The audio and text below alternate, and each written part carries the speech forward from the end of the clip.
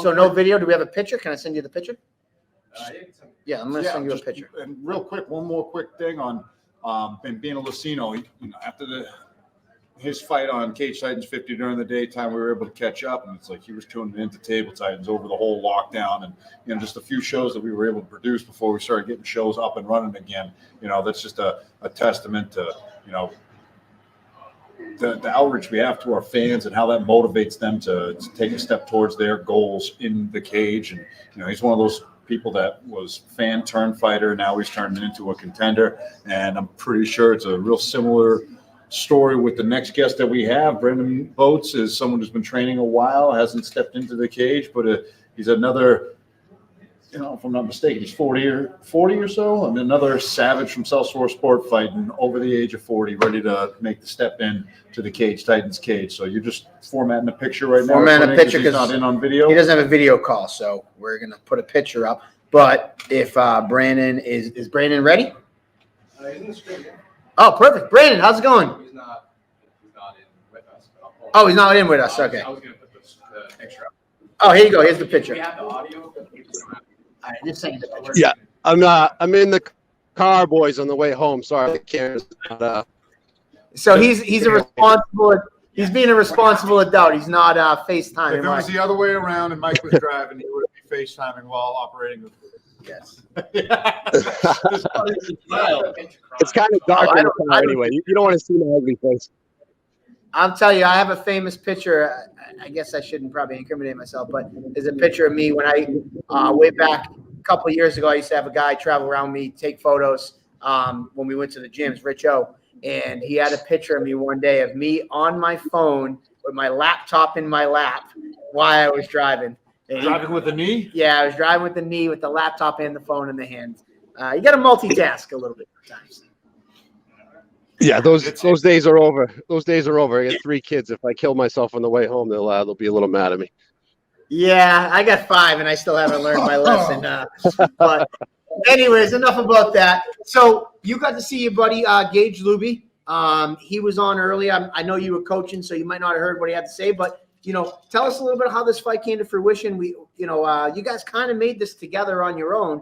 What was that experience like, and how what was your side of the coin on how this fight kind of came together? Yeah, so I was. I haven't really decided to fight, until somewhat recently, and then just talking to Bill Mahoney, obviously, who's the owner and coach at South Shore, about potential ideas and opportunities, and we said, "Oh, whatever comes up." And I said, "Well, Bill, you okay if I just start messaging amateur fighters throughout the Northeast and see who might be willing to fight?" He said, "Yeah, sure, go ahead."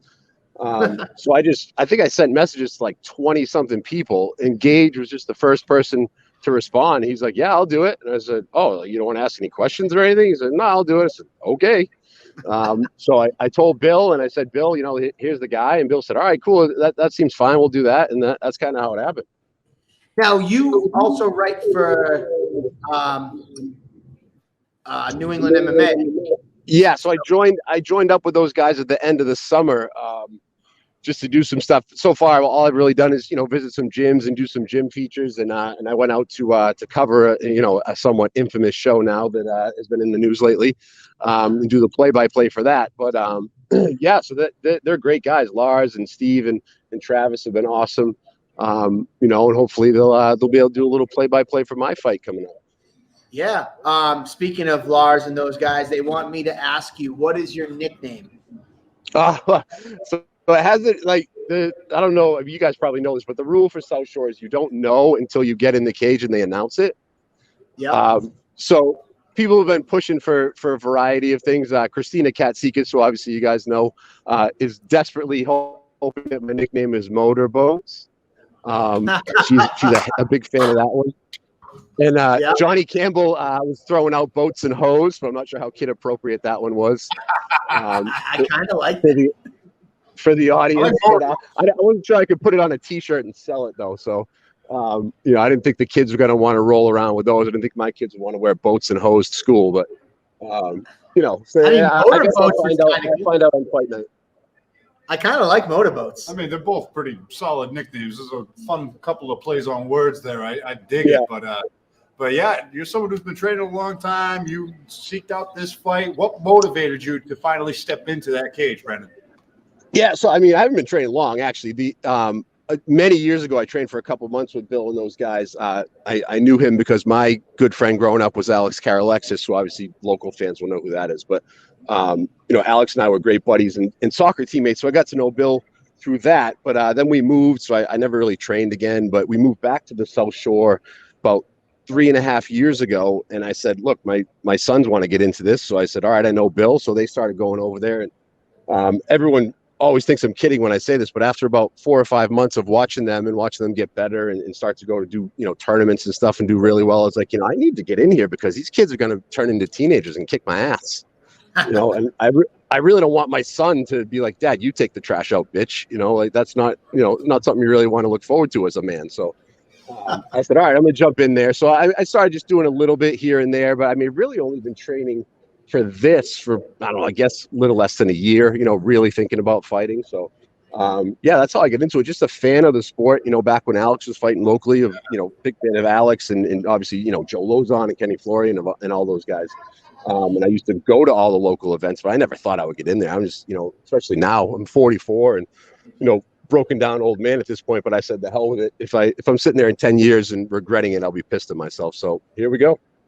Seems to be something in the water. It's all sure There you motivating the 40 plus to get in there and challenge themselves. I love it. It's an ageless sport. It doesn't matter. Right. It's never too late. And I'm sure you guys might have seen this. So I obviously, Adam, got in there and fought Andy, a couple months ago, and Adam's 40.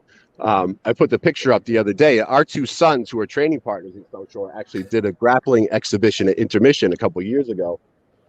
So they have one up on us already. Like they got in the cage before they were friggin' 10 years old. So they're the ones that are. I take a back seat to them. It's funny you say that because I didn't know it at the time. And I'm going to share this with Brian, so maybe you can put it up on the screen. Yeah. I didn't know it at the time. The pictures only go up to the center of the screen. Okay. So that's Let me see if I can. It's a kind of a cool picture. Maybe you can put it. Yeah. I'll put it up there. So I didn't know it at the time. Yeah, I just shot you. I didn't know it at the time, but yeah, when we announced Grappling Titans and we were going to start doing the grappling tournaments, Bill Mahoney and I was like, hey, do you have anybody that wanted to do it? And Adam Russell at the time, he's our DJ, obviously. He said, oh, yeah, my kid would do it. And I was like, oh, if you know anybody. And then there it is. I never knew this. So Adam and Brandon's kids I think they might even been one of our graphics for our poster for the grappling tournament. and they got in there at intermission, and we kind of announced that we were doing Grappling Titans, and they were the poster boys. And now here, Adam fought last card. Here's Brendon fighting this card. What a small world. I heard you have a connection to a childhood friend of mine, Rob Ferrans. That you played soccer with him.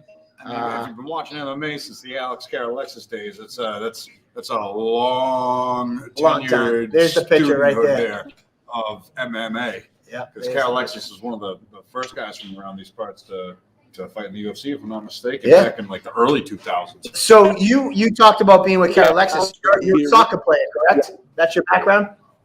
Yes. And funny story, Alex actually knocked my ass out during soccer practice, not by punching me. We just ran into each other. And if you've ever met Alex, he's built like a friggin' tank. And his shoulder just spun me and knocked my ass out completely during soccer practice. So I have that distinction of having a UFC fighter knock me out already. So, and then on a soccer field too. No. So you're yeah. So your background's in soccer, and you're also you're a soccer coach, correct?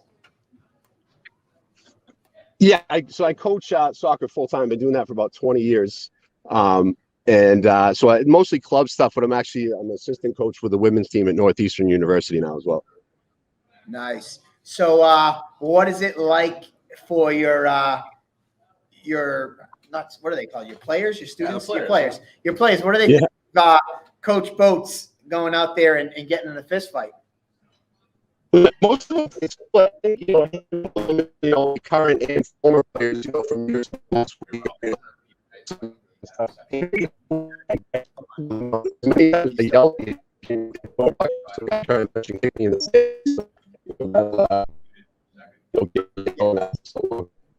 So you're going to have to think of that thought you just had, because you were going through a bad area. Could you repeat that answer? Yeah. You're still going through that bad area. Don't mean to cut you off, but Yeah. All right, there you go. All right, good. Shoot us with the answer again. Yeah, there'll be most of them excited. I have past players.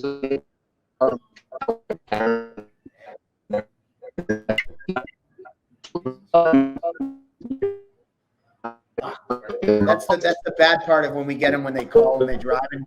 You go through that dead spot. I have friends that I only make my phone calls when I'm in the car on the way to work. So either I get all my phone calls in then or not. And I have friends that are they know. Oh, I know just what you probably know. You might have been on the phone with me. Tyler Pimentel is call me when you get through the bad spot because it's 10 minits into my ride. And it sounds like the walkie-talkies in that movie Signs. When the aliens are trying to talk, and it's gone. But maybe he'll get back in a minute. Yeah, hopefully. And but I'm interested in that because obviously a 44-year-old man. Mike, you good now? Can you hear me? Oh yeah, there we go. All right. So what is it like for your soccer players and past people to see you? What has the feedback been about you fighting? He dropped out. Ah, it's not even on the line now. Oh yeah. But anyways, he'll get back. When he gets back, because it'd be interesting. They see, here he is, and he's got. There we go. All right, we're in. You there? Yep. You guys get me? Edit name, edit mic. Technology. It's great. Actually, it's been working really good today. It has been. It just really comes down to the area he's in. Yeah, it could be the area. So let's see if you. Also, he's not using his phone, he's using the internet. Yeah. So see if he pops up. He's not popped up yet. Hear us. No, he's in the. Oh, he's in the call. He's in. You should be able to hear us. If Might be a connection. Yeah, it could be a connection thing. All right, we'll wait for him. If Brendon, if you can hear us, when you just talk whenever. I can hear you guys. But anyways, it'd be interesting to hear because he's coaching at a high level college. Sure. So he's around athletes all the time. I wonder if he's getting road work with these athletes that he's training.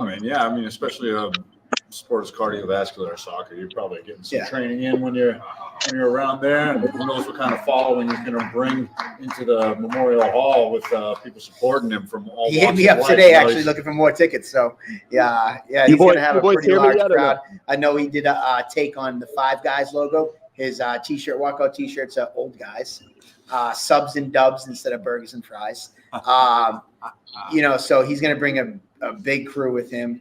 Love it. It's going to probably be similar to Adam.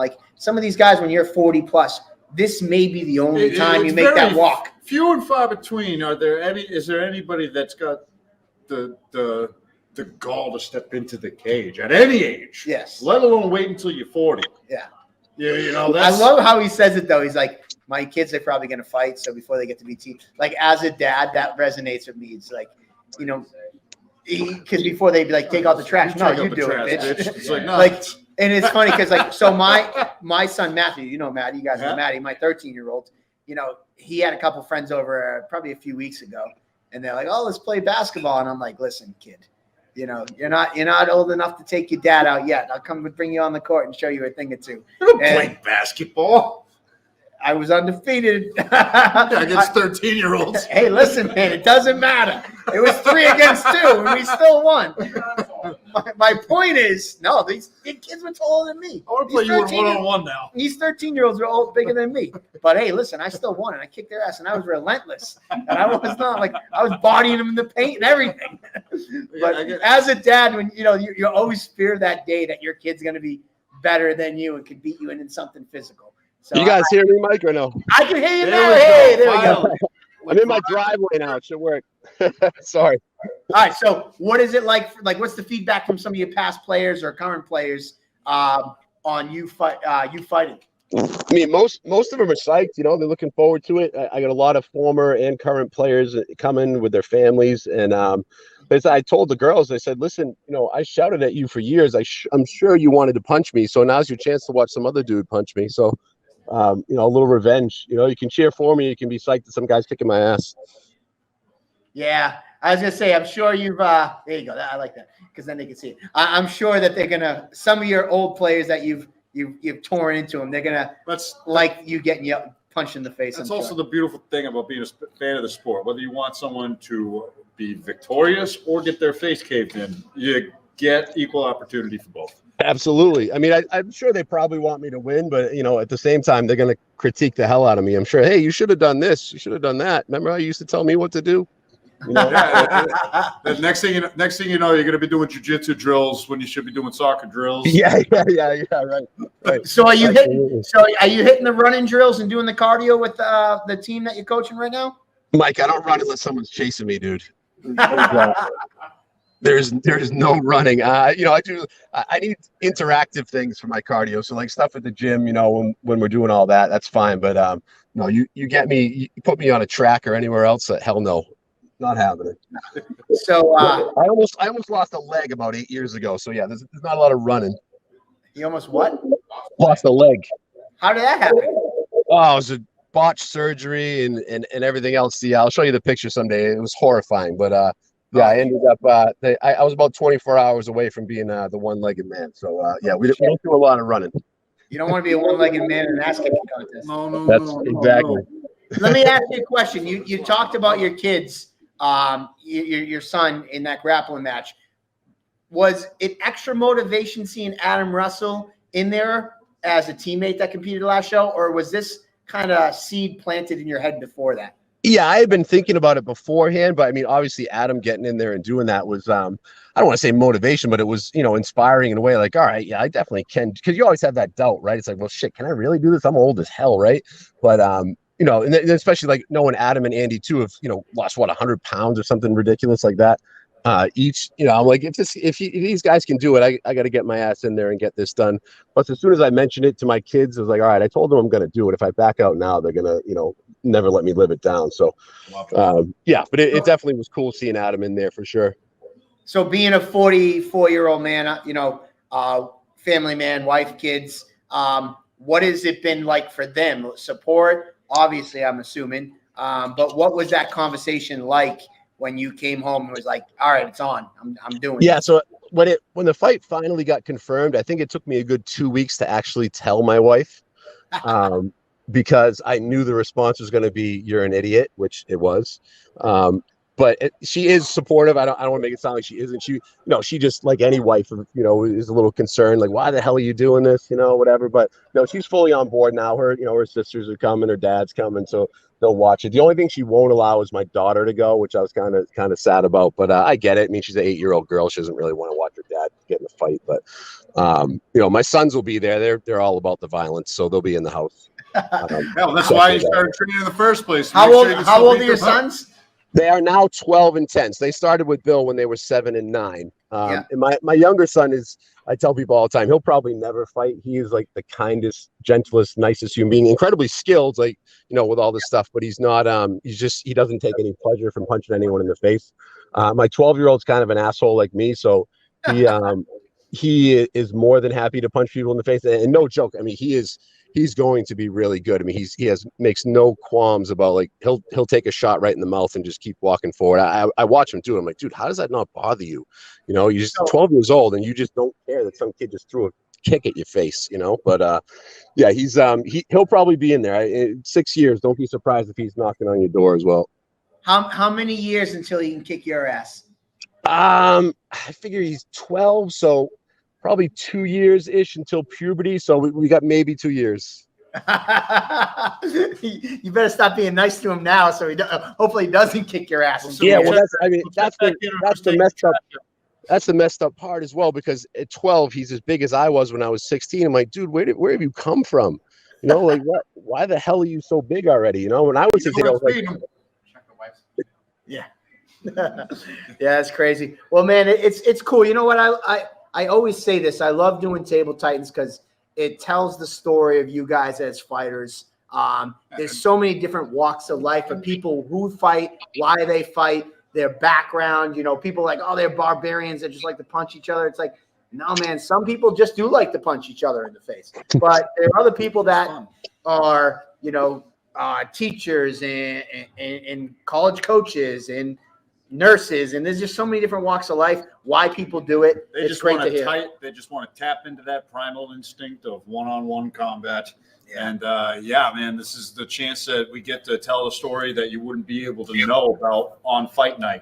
Just watching in the crowd is like, this is a lifelong goal of yours. So you've been motivated and influenced by the sport for 2 decades plus now, with friends and Alex Alexis for so long, and now you're finally making that walk after seeing another friend of yours take that first step to the cage just a month or so. Do you see Alex still, or do you talk to Alex? Yeah, so he lives out in Arizona, so I don't see him very much. I actually talked to him earlier this week.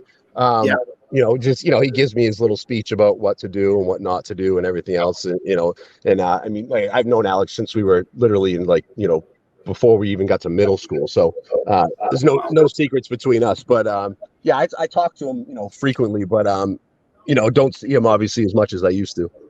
Yeah. So what was probably what was the advice he gave you, or what do you think would be something that he's said about his fight career, either recently or in the past, that's kind of stuck with you that you're gonna think about a little bit going into your first fight? He's told me a bunch of stuff, but my favorite Alex quote of all time is, you ask him anything about so hey, what happens if you're stuck in this position or this submission? What do you do? And Alex goes, punch him in the face.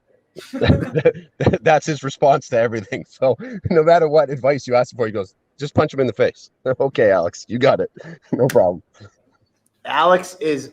I actually did get the privilege of training with Alex. When I fought out of South Shore Sport Fighting and trained out of there, he was kind of like, he was already in the UFC and he was kind of already moved out of the area, but he used to come back for holidays and he was like the scariest guy. He was super nice and he'll train with you, but he was a guy that there's no pulling punches. Like, you got hit by him, it was like, oh fuck, like this guy is truck. Yeah, he hits like a truck. I mean, he's about 5'7", but he hits you, and trust me, he has hit you. Yeah. And that was when he was being nice, But and it's Alex. Justin I'll Simmons. just say that I'll say that we didn't lose very many soccer brawls when we were kids. That was someone like that on your side. That is for sure. Yeah, there's actually a missing one, an old VHS video that we don't know where it went, that we got in the brawl with the other team's parents, which was kind of amusing. But that was a good one. I have a fun soccer brawl. I was never really a soccer player, but I want to say I went to Abington. I know you guys are Whitman Hanson, but I was. No, East Bridgewater for me. Whitman you were East Bridgewater. Yeah. Oh yeah, because you went with my buddy Rob Ferrand. Yes. Yep. So I used to live on Robbins Pond. I grew up over there in East Bridgewater. I went to East Bridgewater Middle School, but nice. I played soccer. I want to say my junior year or my sophomore year of high school. They didn't have a JV goalie. And I played goalie in hockey. So you want to do it? I'm like, yeah, sure, whatever. And I think I lasted 3 games. I went to jump and head the ball or something, and somebody kind of cut my legs out. And I got up and I headbutted them. And that was the end of my soccer game. My soccer, I headbutted somebody and got thrown out, and I got kicked off the team. So that was my soccer. Should have played American football. You get better people all you want there. That's my soccer story. I'm sure with Alex, you probably have a few of those as well. Yes, for sure I do. So was Alex EB, or I thought he was Whitman Hanson? No, he was Whitman Hanson. We played club soccer together when we were kids. Gotcha. Cool. Yeah. All right. Well, I know you have a boatload of sponsors. No pun intended. Motorboat load. Motorboat. You want to give a shout out to your sponsors before we let you run? Yeah, for sure. I'm sure I'll forget a couple. I apologize for that. But Lindo Realty out of Abington. My wife actually works there as well. One of my sponsors, Ross Mortgage, the Deptford Mortgage Group. Murphy's Concrete, Reliable Results Realty up in Westford. Who else we got over there? Obviously the New England MMA guys, and Steve and his podcast and everything else. TNT Fire Pokers down in Plymouth. Thompson Waste Removal, which obviously you guys know Patty Thompson from his time at Cage Titans. Karma Landscaping. I know I'm forgetting a couple here. Perfectly Flavored Cafe. Yes, Perfectly Flavored in East Bridgewater. It's delicious, lovely place. Get over there. And Riley Law Office as well in Abington. Sean Riley, big Abington guy too. So yeah, all those folks, and people will see too the biggest name on the back of my shirt for the Giovis. Everyone, obviously, Cage Titans people know exactly who the Giovis are. Mark and Tom, and Mark's son Mason. Tom's going through kind of a health battle himself right now. Anyone who knows the Giovis knows that they're like the greatest, nicest people in the world. So having that on my shirt was a huge honor as well. Tom and Mason are still fighting that battle. So, I appreciate that. I've known Mark for 25 years as well. So love those guys. Yeah, definitely Giovi strong. For sure. Mason has been well documented. We've done some stuff with Cage Tides. Mark sung the national anthem. Tommy, who's obviously going through the battle right now, he was instrumental in my career in MMA. He was one of the guys that I trained with day in and day out when I first started years ago. So we wish Absolutely him and that. And family Mark is one of my cornermen as well. Oh, great! I love seeing Mark. He's another one. When I was training back in the day, he was always there for me. So we wish the Giovis the best and hope they come through strong in this. So great. Well, Brandon, as always, before you go, I keep saying before you go, Gage Luby was on earlier. Well, you could say anything to your future opponent. What would you have a message for him? So I've been trying to figure out a way to hate him, right? Because you're supposed to hate the guy you're fighting, but I really don't have any. He seems like a nice guy, I'm actually thankful he agreed to fight me. And, it's not really, a win-win to fight some old guy. Like you win, like, oh, great, you beat up some old dude. But, when you lose, then you lost to some old dude. So I just appreciate him taking the fight. I appreciate you guys, allowing me to step in there and do it for, like I said, in my opinion, the best, promotion in the Northeast. It's an honor for me to get in there, and hopefully we'll put on a good show.